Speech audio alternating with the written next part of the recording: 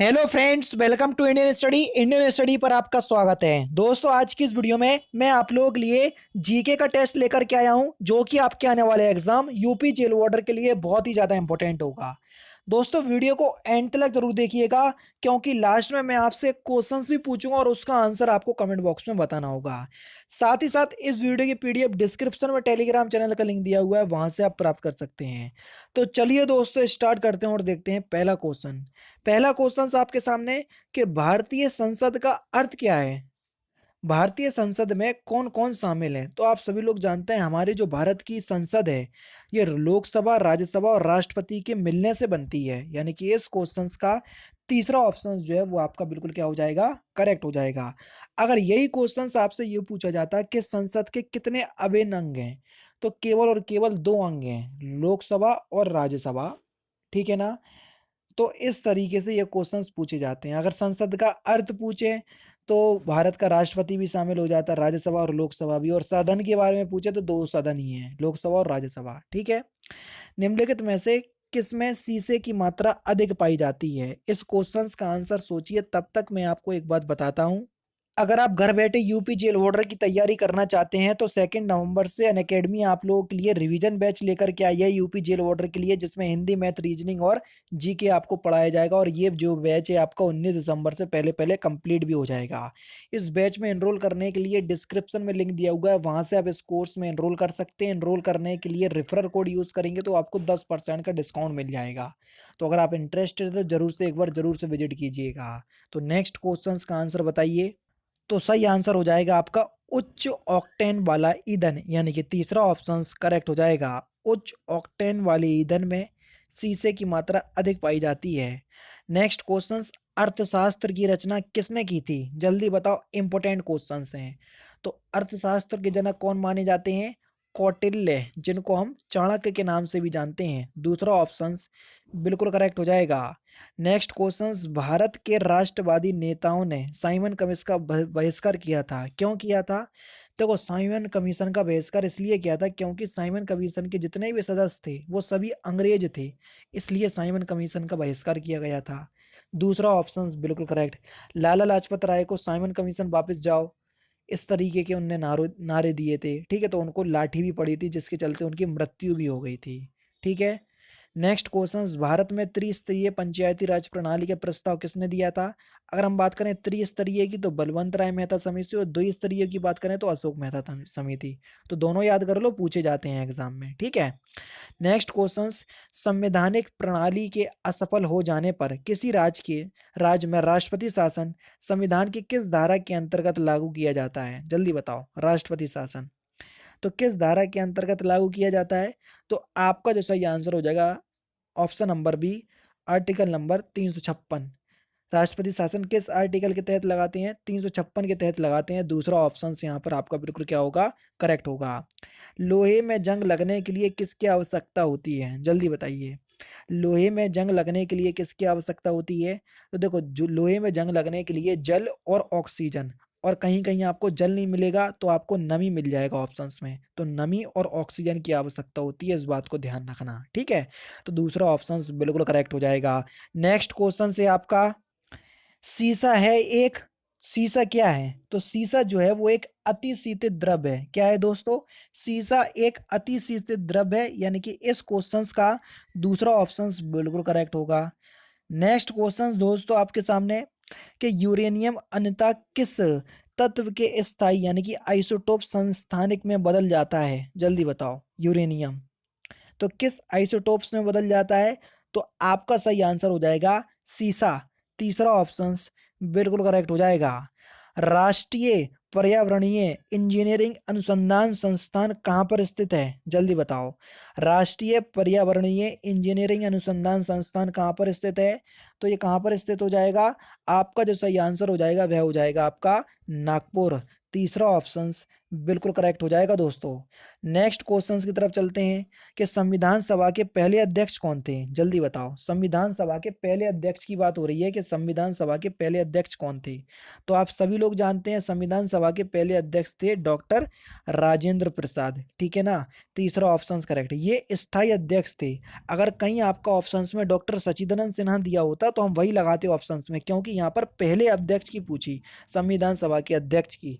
तो यहाँ पर अगर अध्यक्ष की पूछते तो सच्चिदानंद सिन्हा लगाते, क्यों, क्योंकि वो पहले बने थे, भले ही वो अस्थायी थे, लेकिन ऑप्शंस में नहीं था, इसको इसलिए हमने राजेंद्र प्रसाद को प्रायोरिटी दी, ठीक है।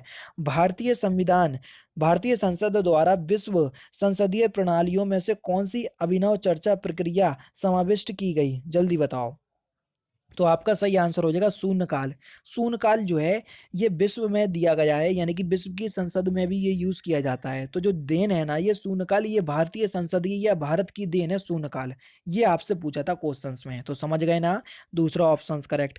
पोर्टलैंड सीमेंट में जिप्सम मिलाने में मदद मिलती है। जिप्सम क्यों मिलाया जाता है पोर्टलैंड सीमेंट में, इसलिए मिलाया जाता है कि सीमेंट जो है वो बहुत जल्दी जमता है, तो उसके जमने की दर को कम करने के लिए जिप्सम मिलाया जाता है। तो तीसरा ऑप्शन करेक्ट, ठीक है। श्वेत फुफ्फुस रोग पाया जाता है किसमें। तो देखो श्वेत फुफ्फुस रोग जो आपको देखने को मिलेगा ये पीड़कनाशक उद्योगों के कर्मचारियों में देखने को मिलेगा। चौथा ऑप्शन आपका बिल्कुल करेक्ट हो जाएगा। ओडोफॉर्म का प्रयोग किस रूप में किया जाता है, जल्दी बताइए। ओडो आयोडोफॉर्म, आयोडोफॉर्म का जो प्रयोग है वो किस रूप में किया जाता है, तो ये पूतिरोधी के रूप में किया जाता है। तीसरा ऑप्शन बिल्कुल करेक्ट। पेंडुलम को चंद्रमा पर ले जाने पर उसकी समय अवधि क्या होगी, जल्दी बताओ। तो अगर हम पेंडुलम को चंद्रमा पर ले जाएंगे तो उसकी समय अवधि जो है वो बढ़ेगी। चौथा ऑप्शन यहाँ पर आपका बिल्कुल क्या हो जाएगा, करेक्ट हो जाएगा। नेक्स्ट क्वेश्चन, लार किसके पाचन में मदद करती है, जल्दी बताओ। लार किसके पाचन में मदद करती है। अब देखो लार कहाँ पर होती है, मुंह, और मुंह से काहे का पाचन स्टार्ट हो जाता है, स्टार्च का। दूसरा ऑप्शन करेक्ट। कैप्सूल का जो आवरण होता है वो स्टार्च का बना होता है। अगर आप अपने जबान पे या मुंह में रखोगे तो आप देख लोगे वहीं से उसकी मेल्टिंग स्टार्ट हो जाती। अब ऐसा नहीं कि रख करके देख लो, जब आप बीमार पड़ो तो कभी प्रैक्टिकल कर लेना, ठीक है ना। ऐसा नहीं कि धुरमी चेक कर रहे हैं। मानव शरीर में सबसे लंबी अस्थि कौन सी है, सबसे लंबी अस्थि आपको पता होगा, फीमर बोलते हैं, लेकिन इसका हिंदी नाम दे दिया, ये भी बड़ी दिक्कत वाली है, तो उसको उर्वस्थि बोलते हैं। क्या बोलते हैं दोस्तों, उर्वस्थि। तो तीसरा ऑप्शन करेक्ट हो जाएगा। नेक्स्ट क्वेश्चन, ल्यूकेमिया या रक्त कैंसर का लक्षण निम्नलिखित में से किसमें असामान्य वृद्धि है। जिसको ल्यूकेमिया यानी कि रक्त का कैंसर हो जाएगा तो उसमें श्वेत रक्त कोशिकाओं का जो है वो नष्ट होना या असामान्य वृद्धि होना शुरू हो जाएगी। दूसरा ऑप्शन जो है वो आपका बिल्कुल क्या हो जाएगा, करेक्ट हो जाएगा। इस पेड़ की छाल से मसाले के रूप में प्रयोग किया जाता है। अब बताओ लौंग जो है ये तो फूल की कली है, पाम और नीम ये तो वृक्ष के नाम है, दालचीनी, दालचीनी जो है ये एक पेड़ की छाल है जिसका प्रयोग मसाले के रूप में किया जाता है। नालंदा विश्वविद्यालय को नष्ट करने वाला मुस्लिम शासक कौन था, बता चुका हूं कौन था। तो ये बख्तियार खिलजी था, और ये जो था ये मोहम्मद गौरी का दास था या विश्वसनीय एक सैनिक था, क्योंकि मोहम्मद गौरी जब भारत से लौट रहा था तो वो दो लोगों को छोड़ गया था, कुतुबुद्दीन ऐबक और ये बख्तियार खिलजी को। बख्तियार खिलजी ने यहाँ पर पूर्वी भारत की ओर अपना कब्जा जमाया था, और कुतुबुद्दीन ऐबक ने दिल्ली सल्तनत के ऊपर, आप सभी लोग जानते हैं वहां से दिल्ली सल्तनत भी स्टार्ट हो जाती। तो ये इतिहास के बहुत अच्छे अच्छे कुछ ऐसे फैक्ट हैं जो आपको याद रखना चाहिए। हालांकि दिल्ली सल्तनत तो बहुत इंपॉर्टेंट है, वहां से क्वेश्चन ये पूछ लिया जाता है। तो बख्तियार खिलजी ने नालंदा विश्वविद्यालय और विक्रमशिला विश्वविद्यालय को ध्वस्त कर दिया था, नष्ट कर दिया था। चंद्रगुप्त मौर्य के दरबार में भेजा गया यूनानी राजदूत कौन था, तो कौन था, वह था आपका मेगास्थनीज। तीसरा ऑप्शन आपका बिल्कुल करेक्ट। एक और आता है हुइनसंग, तो वो हर्षवर्धन के शासनकाल में आया था। रामायण का अनुवाद फारसी में किसने किया, हम बात कर रहे हैं फारसी की, तो किसने किया, तो ये बदायूं ने किया। दूसरा ऑप्शन बिल्कुल करेक्ट। नेक्स्ट क्वेश्चन, निम्न ब्रिटिश व्यक्तियों में से किसने स्वीकार किया था कि 1857 का विद्रोह एक राष्ट्रीय विद्रोह था, तो किसने स्वीकार किया था, ये डिजरेली ने स्वीकार किया था। किसने दोस्तों, डिजरेली ने। चौथा ऑप्शन यहाँ पर आपका बिल्कुल करेक्ट। चित्रकारी किसके शासनकाल के दौरान अपने उच्चतम स्तर पर पहुंची थी, तो चित्रकारी किसके शासन काल के दौरान पहुंची थी, तो सही आंसर हो जाएगा जहांगीर। तीसरा ऑप्शन करेक्ट। जबकि जो मुगल काल का जो स्वर्ण युग है वो शाहजहां के शासन काल को कहा जाता है, तो ये भी याद रख लो, ठीक है। सांप्रदायिक निर्वाचन वर्ग भारत में पहली बार किस वर्ष में आरंभ किया गया, तो किस वर्ष में आरंभ किया गया, 1909 में। चौथा ऑप्शन यहाँ पर आपका बिल्कुल करेक्ट। देखो वही क्वेश्चन आया अभी मैंने आपको जो बताया है, हुएन त्सांग किसके शासनकाल के दौरान भारत आया था। मैंने इस तरीके से याद करा, हा से हुइनसंग और हा से हर्षवर्धन, बस याद हो गया। तीसरा ऑप्शन करेक्ट, ज्यादा दिमाग नहीं लगाओ। वापस वेदों की ओर लौटो। इसका जो आह्वान है यानी कि जो नारा ये किसने दिया था, वेदों की ओर लौटो। तो ये जो नारा है ये किसने दिया था, तो ये दयानंद सरस्वती ने दिया था, यानी कि दूसरा ऑप्शन बिल्कुल करेक्ट हो जाएगा। नेक्स्ट क्वेश्चन कि किसी निश्चित समय अवधि में किसी देश में उत्पादित वस्तुओं और सेवाओं के कुल मूल्य को क्या कहते हैं, तो क्या कहा जाता है, उसको हम राष्ट्रीय आय कहते हैं। क्या कहते हैं दोस्तों, राष्ट्रीय आय, दूसरा ऑप्शन बिल्कुल करेक्ट हो जाएगा। किसी अर्थव्यवस्था में निम्नलिखित में से कौन सा ऐसा कार्य है जो केंद्रीय बैंकों के कार्यों में शामिल नहीं है, सरकारी खर्च पर नियंत्रण। ये जो है ये केंद्रीय बैंकों के कार्यों में शामिल नहीं है।